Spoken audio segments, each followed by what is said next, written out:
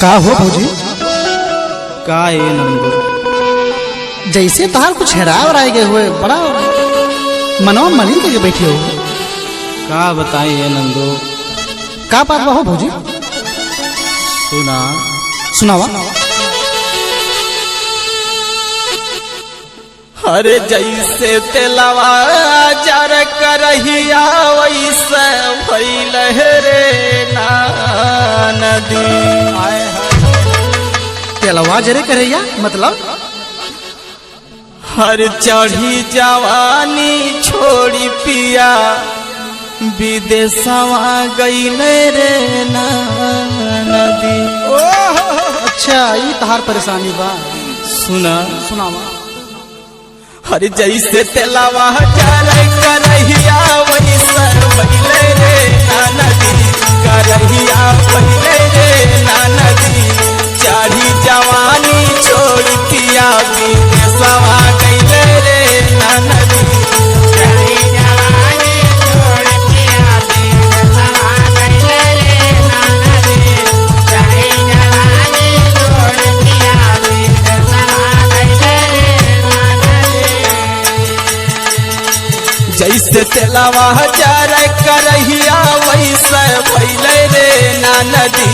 करहिया भइले रे ना नदी।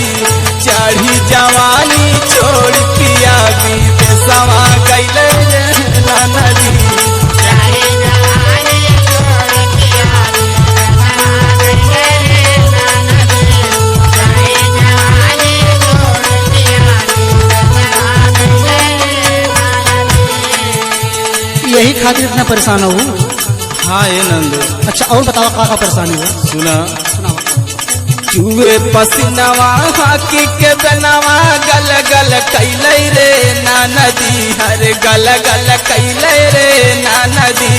चढ़ी जवानी छोड़ पिया विदेशवा गईले रे ना नदी।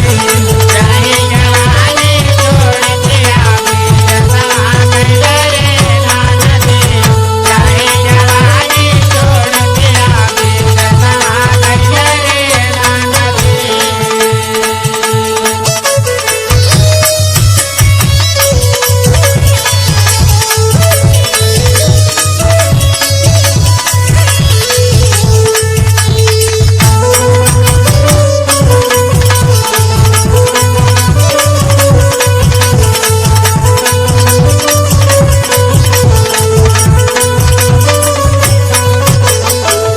और सुनाए नंदू। बताओ हो भौजी और का परेशानी बा? लागल बयगिया हमारे बदन में बिना बुतैले रे ना नदी। बिना बुतैले रे ना नदी। बिना बुतैले रे ना नदी।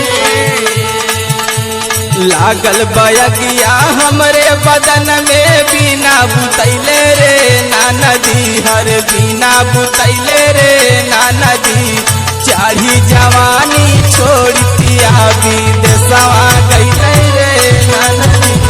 चढ़ी जवानी छोड़ पिया विदेशवा गईले रे ना नदी।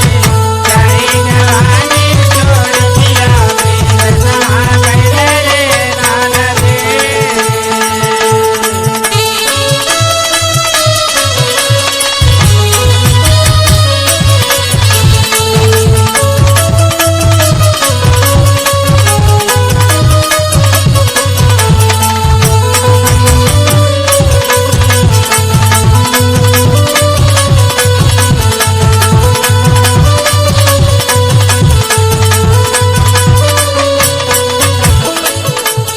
कहो भौजी।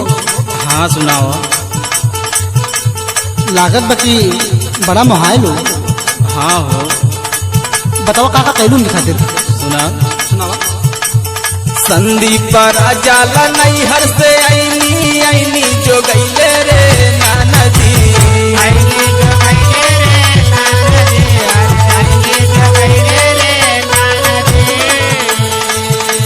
संदीप राजाले नैहर से ऐनी ऐनी जो गईले रे ना नदी। अरे ऐनी जो गईले रे ना नदी।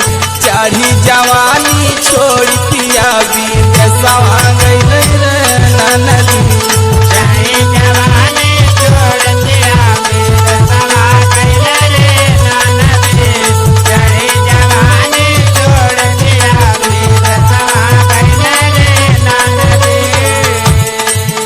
बड़ी दुख बा हो भौजी। हाँ जैसे तेलवा जर करहिया वैसे भैले रे नदी, हरे वैसे भैले रे नदी। चढ़ी जवानी छोड़ पिया विदेशवा गई